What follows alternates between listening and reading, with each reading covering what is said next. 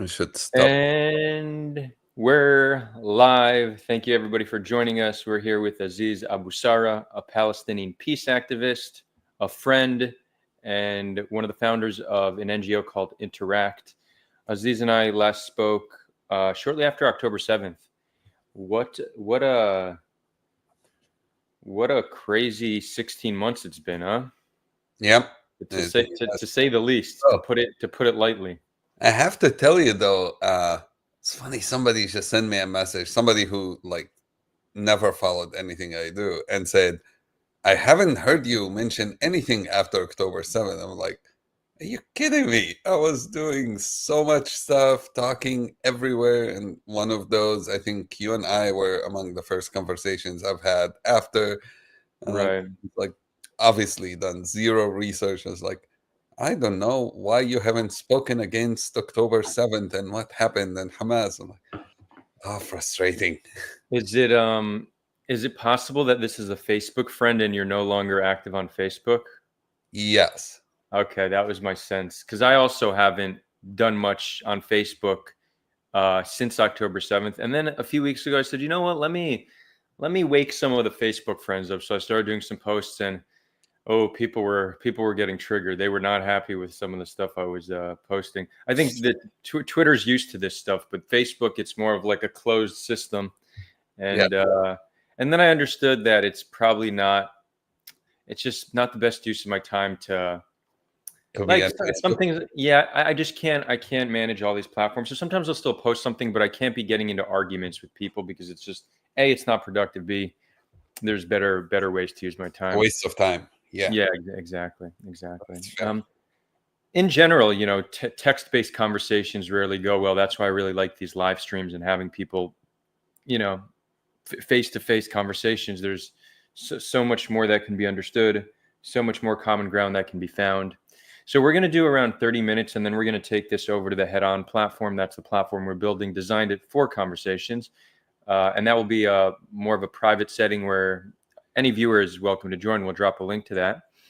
So let's dive into things. You said so. You recently co-founded an NGO called Interact. Tell us about that? We relaunched Interact, founded it about 7, 8 years ago, and then relaunched the organization with Maoz Non, who kind of joined in the organization. He's um, helping a lot, and we co-working in it together. And our goal is to make peace a reality in the next 5 years, which I know is a crazy ambitious, but I think we're tired of people talking about peace as something in 2, 3, 4 next generations, whatever it is. And I think it's a cop out of responsibility and of saying, what can we do today? And so we are working on coalition building. We are working on education platform, which we already have been working on through dualnarrative.org. It's a website that we set up, and multiple other projects we've been doing. So yeah, we've been speaking in so many places, trying to push for policy change both in Israel and Palestine, but also internationally. We've met with Congress, we've met with the European Parliament, we've met with Pope Francis, and trying to push specific policy changes depending on the place and the situation. Those has been different. So it's been a very busy year. Wow. So peace in 5 years. Many may hear that and say, that's naive, that's crazy. But worth pointing out that every person who changed the world was likely considered naive just until the moment they succeeded. Yeah. And there's a quote I like. I don't know if this is the direct quote, but something along the lines of, or maybe not a quote, a saying, the difference between brilliance and madness is measured in success. Right. So you're considered mad up until the day you succeed. And we need to be bold. We need to, take large steps in order to actually solve this. The maintenance of the status quo for many decades now We see, is that me or you? Let's see. That's me, and I'll turn off my. It's all, that happens to me once every few streams. So That's my mom. So okay. Well, you wanna answer? You want to talk to her? I'll get back to her as soon as we finish. Right. So we've kind of been maintaining this status quo that is not only immoral, it's unsustainable, and it will always produce more violence. Something I'm trying to always talk to fellow Israelis and fellow Jews about is, and this is by no means a justification for violence. I think, violence is almost never the answer, but I want people to understand what environmental conditions create violence, and the status quo in its current form will always produce some amount of violent resistance. So if we want to change the situation, we need to get out of this mindset that the status quo will somehow work itself out, or that there's some military solution to peace. There isn't. There's a political solution, and that's the best security. The best security is peace on the land. And I've worked in many conflict zones around the world, and I just was this last year. I've been to Colombia, to South Africa, to Northern Ireland, to Rwanda.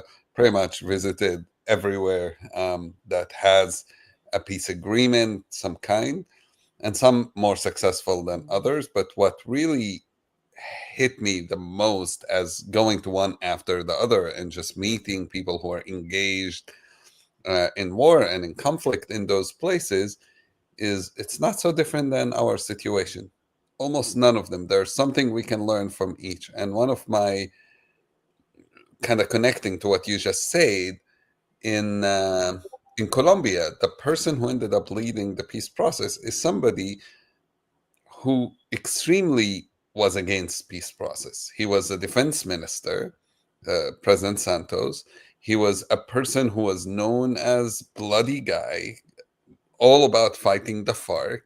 And eventually comes our realization that there's no way of winning this through military, and came down and sat with them. And you're going to love this. What did people, and I've been to Colombia when people said this back in 2017, 2018, 2019. What did people object? Why did they object to a peace process? Especially those in the cities that were affected less by the violence. They said, if you do a peace process with the FARC, you are rewarding a bunch of terrorists. Therefore, we should not have peace because we don't want to reward them. And his response, like often a response I give to people, is like, this is not a game of rewarding or rewarding people. This is about saving lives and creating a new reality. And having been to Colombia before the peace process and after, you can feel a huge difference. Now, it's not perfect. There's still some violence. There's still some groups that are carrying terror attacks there. But the level of safety has gone up so significantly. The level of life, quality of life has gone up. There's hope. You can see tourists in the streets, not afraid to be kidnapped. Things like that were not as, violence had become so normal that people couldn't imagine even a few violence. And I think that is absolutely something we can recognize in a place like Rwanda. To me, the thing we can learn a lot from is the level of dehumanization that happened before the genocide there is not so different than what we see, in the sense of they subhumans. I read this morning this teacher who wrote, I don't know if you saw it, but this teacher who wrote online how Palestinians are subhumans and we should be harvesting Palestinian prisoners, we should be harvesting their organs. It says, like, absolutely crazy. But that's the kind of dehumanization that exists. It's a dehumanization also that makes you think kidnapping a child is something good for your cause. That kind of level of dehumanization is very terrifying. Right. And you bring up a very good point on people's perspectives now when they're in a conflict, right? So when we look at it, whether public opinion pollings or even see how Israelis and Palestinians respond to questions on Corey Gil-Schuster's The Ask Project, Yeah. it could become disheartening. We're like, whoa, there's no partner for peace. Like, look at the other population. But these are our populations while in conflict. These are our populations while they've lost all hope for some kind of a peaceful resolution. People change very quickly once you change the environment on the ground. These beliefs are not nearly as deep rooted as people believe them to be. They really aren't. And there are other examples, and I'm trying to actually build a full. I'm trying to look for more examples, but I found examples from Ireland where the IRA said we're not going to stop fighting until there's no more British people in Northern Ireland. There's examples of there's a video of Nelson Mandela singing "Kill All the Whites," right? These people very quickly changed how they viewed things the second there was some kind of resolution. So when you hear Israelis say that they support ethnic cleansing, or Palestinians supporting the same, true. It makes sense to want to get rid of your enemy. That's it. While we shouldn't entertain that idea, it's quite normal. But we need to understand that you change the reality on the ground, you change people's opinions, and I think we can't let people's beliefs now allow us to lose hope. We need to understand that these views can very quickly change. Yeah, I'm also not a big fan, even in the US, of shows that go around and ask people questions in the street. And one, those are often overly edited. So you're not necessarily going to see everybody who spoke. And it gives you a perception that everyone thinks like those 6 people you asked or 8 people that you asked. Right. There's so much more diversity of opinions than only those couple of opinions. But actually, why go so far? Israel and Egypt. A week before Sadat announced he will come to Israel, if you done a poll in Israel, most people would have said no. Actually, there were polls. Golda Meir, after 1973 war, said there will be not peace with Egypt in our lifetimes. Begin won the whole election on the promise that there will not be peace. And the famous statement used to be, is it's better to have sharm without peace than peace without sharm, right? And then Sadat comes and the whole discourse changes upside down. I think we have so many examples, because in reality, you have 2 ways of ending a conflict. You either have a genocide and one side fully kills the other, or you have to come to an agreement. And those agreements are not always romantic, and they're not always perfect, and they're not always, it's not going to be exactly what you want. It's not going to be exactly what I want, but there's a compromise that makes both of our lives better. And that's what we're missing right now. In the reality of Israel and Palestine is we are so traumatized. There's so much pain. There's so much anger that at the moment, if you go and start talking to people about peace without showing a vision, it's very problematic. And what Maoz and I have been doing is trying to present an alternative vision. You cannot, though, present an alternative vision without realizing what are the visions that exist today. What are the dreams that exist today? And this is one of the people who just mentioned about not talking about the negative. No, you have to know what the negatives are. And the negatives today, or the dreams that exist today, are one based on supremacy, one based on one side dominating another, one based on zero-sum game. It's either us or you. And that kind of dream exists. This is the only one people talk about. What we are coming in and saying, by knowing what these dreams are, you need to present an alternative vision, and you need to present an alternative dream, and to give people a choice to know what is possible and what is a reality. And so us talking together now already models an alternative. Maoz and I working together models an alternative. And so many of those. We need to amplify those kind of voices, amplify those kind of models, and show the world that yes, it is possible. And when people tell me, you're a dreamer, you're crazy, That's again where the negative is a great example. 50 years, you know what? 40 years ago, 50 years ago, when Meir Kahane existed, he had a dream and he was successful with his dream. Now, 50 years ago, even in the Knesset, they didn't listen to him. They threw him out. The US declared his followers' organizations as a terrorist organization, but he had a dream and had people dedicated to that dream. And look at their power today. I think people ignore them because they're like, oh, no one believes that kind of thing can exist. 40 years ago, Hamas didn't exist. They weren't around. 87 is when Hamas came to really become who they are, 86, 87. Right. But they had a dream and they made it happen. The only people not dreaming in today's reality are the peace activists, the people around us. We kind of have fallen into the status quo and stopped saying, well, they have their dream. We need to be there too. We need to have a vision. We need to have a dream. We need to be clear about what we want to happen.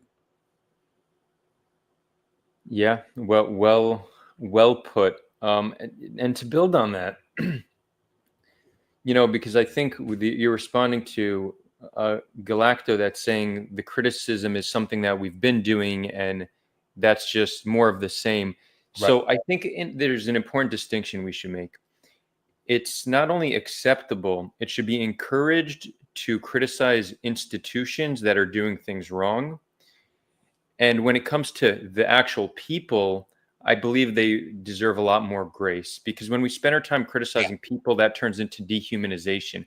What we need to understand is that people generally are products of their environment. We should try to encourage them to change the way they see things without demonizing and dehumanizing them. But the focus of our critique should be institutions, because if we can change the institutions, we change the environment, we change the environment, we change the people. So I think that's how we should describe this distinction between where our critique should go.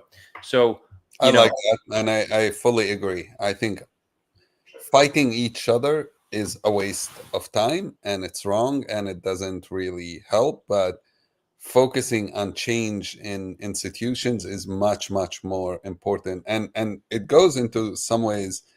Noam is asking who's on the anti-war side. I don't anymore think of who's on the anti-war side in the sense of Israeli or Palestinian. I think it's a coalition of both Israelis and Palestinians who hopefully are anti-war. And our job is to bring more people to join us. Like, I don't see Adar and I as in separate sides. I don't see Maoz and I as in separate sides. It's, well, I'm Palestinian, he's Israeli, we can never be on the same side. So I'm done with those kind of divisions. I think it's those of us who believe in justice, those of us who believe in peace, those of us who believe in working together, and those who don't yet. And on the institution side, they don't think so for sure. And we can see that from being fought heavily. Every kind of work people who trying to do peace are doing gets fought institutionally, and that tells you who's on the side of peace and who's not. Right. I did a video a few weeks ago where I said we shouldn't see this as Israel versus Palestine. It's team justice for some and team justice for all. And those who are on team justice for all, that's Israelis, Palestinians, and supporters around the world, we need to recognize that we're allies and work together. And interestingly, team justice for some, they view each other as their worst enemies, but they don't realize how similar they are psychologically and often temperamentally, right? Like the Kahanists, which Kahanism unfortunately has made a return. They're not so different from Palestinians that are supporting terror, right? Like it's the same psychological profile, but people struggle to see themselves in their enemy. But yeah, I really like that framework. And when I posted that, some people said, it's like, what justice do Israelis need? We have justice, and I think that's fair, but it's more so that there's many proposed solutions to the conflict that are ultimately unjust for Israelis. So it's not about Israelis receiving justice. It's about a solution that doesn't create a new injustice, right? And I think there's many ways to do that. Mm-hmm. Can I answer an important Yeah, question sure. here? And I want to take it specifically. We're not going to probably get every question, but because this is a question I get asked and Ma'oz gets asked everywhere we go. Where are the Palestinian peacemakers? We know about the Israeli ones. We don't know about the Palestinian ones. And honestly, it's not in some ways a fair question because the Palestinian ones exist just like the Israeli ones. Why they not known is a very good question. I'm not sure I can fully answer that, except I can tell you I've been, whether in Israel, whether in the US, trying to promote these voices to be on television, trying to promote these voices to be on radio, trying to promote these voices to be known to the bigger public. And it is so hard. I've had meetings with the presidents of media outlets, literally begging them to interview those individuals, those groups, Mm, those people. And there is this institutionally, again, this concept that no, we're not interested. So on the Palestinian side, I can throw 100 names right now. People like Hoda Abu Arqub, people like Amira Muhammad, people like Hamza Awaude, people like Mahmoud Muna, people like, there are so many. And these are not just like no one knows them in Palestine, they're not important. These are people who are leaders in our community, people who work in universities, people who are professors, people who are media or influencers, people who have done this work for many years or for a little bit of time. Newer, younger, older. There are so many people in our community who are outspoken. I just I was in Jerusalem this last week and met with people like Fakhira Haloun, who has a PhD in conflict resolution, very active. People like Angela Matter. By the way, if you noticed, a lot of them are women, which is something I'm very proud of and very important. But their voices, they have to fight so much harder to get their voices out, and it's very frustrating to them. It's very frustrating to me because you're talking about people who are doing hard work, people like Kriman Barakat, who runs a center in Jerusalem that brings Israelis and Palestinians together in Fil Beit, an amazing place. And they do culture events, they do all kind of events, and it's a place you can meet tons and tons and tons of Palestinian peacemakers. I was there for an event last week. 80% of the attendants were Palestinians. And so those places exist. The real question, and those people, how do we get more Israelis to know about them? And I think that's important. How do we get their voices out more? How do we get them more known? Because legitimizing and strengthening voices for peace is very important. And we can either delegitimize each other and say, well, there aren't enough of you, why you guys not loud enough? Or we can start thinking together, how do we get these voices more legitimate, both in Israel and Palestine? How do we make them the mainstream, both in right. Israel and Palestine? Because right now, I would agree, we are not the mainstream. I think we are not the mainstream in Israel, we're not the mainstream in Palestine. But I see, especially in the last year, I would argue we lost some voices. We lost some people in the last year. Trauma has definitely uh, been strong and devastating. But in the same time, I see so many young and new voices that I have not seen before, and that to me gives me, in the midst of so much darkness, that gives me a lot of hope. Amen. Amen. So I see another question, and I guess this will be the second and last question. Then we're going to bring it over to the head on platform. But so Noam Sain is asking or saying there's a difference. This was in reference to my comment that the Kahanists are like the extremists on the other side. So Noam says there's a difference. Numbers. Kahanists are what, 5% of Israelis? Hamas supporters are what percentage of Palestinians? So a few things. I think we have this very strong habit of trying to compare ourselves to the other side so we can maintain some kind of moral high ground. And we need to stop that. That our morality, our views are very much dependent on our environmental conditions, but also we just don't have a moral high ground. I think I really want my fellow Israelis to break out of this illusion that we're somehow better. And I'll just give you one number. In the 3 weeks after October 7th, we killed more civilians than Palestinians have killed Jews in 100 years. Okay, so like we need to break out of this moral high ground paradigm. It's just not grounded in reality. I'm sorry. And in terms of what percentage are Kahanists, well, let's talk about what percentage support ethnic cleansing. There was a poll recently, and over 70% of Israeli Jews supported ethnic cleansing. So that's significant. That's not 5%. So, like, we just need to accept this. We're not better than them. We're both human. We're both acting in our perceived best interest.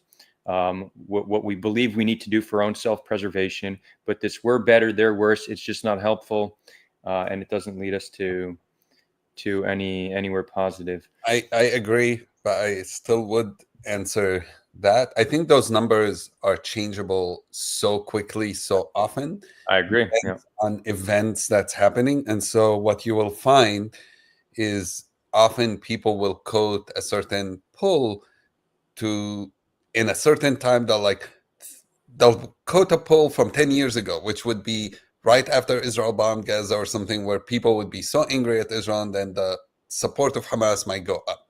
But I can tell you the last poll, and I'm not saying it is exact, it's accurate. I'm not even saying it is the one you should use, but this is the last one I saw from last week in Gaza, and it said I think about 6 to 7% of people in Gaza support Hamas.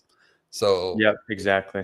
and that's very recent. Now that could change. It depends on all kind of stuff, but that's reality. I can tell you also only 6 or 7% right now support the Palestinian president, which there's a reason why. I think somebody earlier mentioned about opposing dictatorships versus opposing democracies. I'm not really fully sure either of us is a democracy, or which one's worse and not. I often joke about how Palestinians got stuck with Hamas and Fatah and Abu Mazen, and we haven't had a real a chance to change them because we haven't had elections since 2006. Israelis got a chance to vote Netanyahu out every year almost since 2008, 2009, and voted him again, which I don't know which is worse. I think both are bad, and that's where comparisons don't matter. But I'd like personally, I'd like both Abu Mazen and Hamas to be out of Palestinian politics, and I think there are Sure. a lot of people like me who want to see a reformed Palestinian government that actually also have tooth, a Palestinian government that can have sovereignty, a Palestinian government that can rule, and where a group like Hamas doesn't exist. And I think more and more are coming to that term, including people within Hamas. I'm reading more in Arabic, at least, that Hamas is understanding that it will not be able to rule Gaza again, and that the future for Palestinians in Gaza cannot be guaranteed without them staying in power. And for the good of everyone, they need to relinquish power. That's happening more in Arabic. I don't think I've seen it much in English. I don't know if it's yet Hamas's official position, but this is going on at least in Arabic media. Yeah, and I think that's one of the greatest data points that you just shared. Support for Hamas now in Gaza compared to how it was 6 months ago, compared to how it was 6 years ago. Right, it's constantly changing, and now it seems to be at an all-time low. Right. So yeah, let this give us hope more than anything else. And I We would are argue it's all-time low because of the way they handled stuff after. Because I expected it to be low as Israel was bombing Gaza, because people, blame Israel, but also blame Hamas.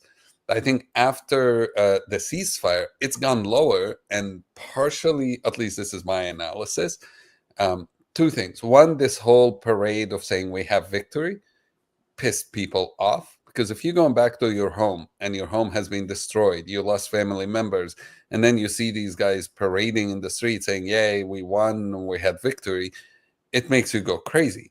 And I right. see the same with my friends who lost family members in Israel on October 7th. Hearing this language of total victory also pisses them off. So there's a unity kind of in this mindset of saying, no, there is no victory here. And then the whole ceremonies as they release hostages and all of that, it hasn't really worked for their benefit at all. I think it's just people looking at it in Gaza and going like, "What the heck are you doing?" And then add to it them trying to go back to ruling and saying what they can and people cannot do, and then they've been arresting people. There've been few Palestinians who are opposing them who've been speaking out against them that even have been killed since the ceasefire, and that just has pissed off more and more people. So it's not it, that's why I mean, often our knowledge of what's going on, like I study as much as I can and read as much about Israel as possible, and still without talking to some Israelis, there's stuff I miss. And I think there's so much lack of knowledge of the Palestinian political sphere and how things are happening and what's going, that these conversations are very important so we can talk about it. Right, right. Okay, let's maybe. Okay, I see we do have a question, but we will move this to platform. I wanted to find my charger because Yeah, you could go grab your charger. There's I one. can answer whatever first. Well, there's one comment by Louis Elberger, Binger. Louis, good to hear you. Good to see you here, and I've seen you make this remark a few times. So I actually wanted to bring it up, but maybe we'll do a deeper dive into this on platform. But Louis says the dialogue model is the true solution. Let's call it the Israeli-Palestinian relationship rather than the Israeli-Palestinian conflict. I think that's interesting, but we're gonna bring that to platform. So I'm gonna drop right now a link for everybody. So Aziz, you could grab your charger. We do have 2 unanswered questions, but I want this to be done. And you'll send me the link to my WhatsApp. Yeah, I'm gonna send you a link to your WhatsApp right now. See you all soon. See, cool. So guys, you'll see I just dropped the link. Join the platform. This is a platform we're building for dialogue. Once you're in there, let's see which room we're gonna do this in. Hold on one second.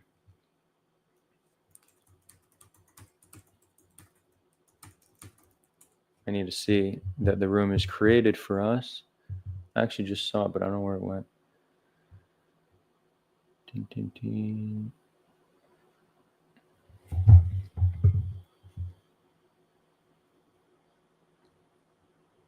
Cool. So once you join the app, you could do this both on your phone or on your computer. Click Chill Room. That's where we're going to take the conversation. Chill Room. So yeah, with that, thank you all so much. It's always great having Aziz on, and we're going to do another hour with Aziz on the platform. So we'd love to have you all join. We're going to answer both Yasmin's question, and Louis will do an exploration on Louis's suggestion. So thank you all, and I will see you on platform.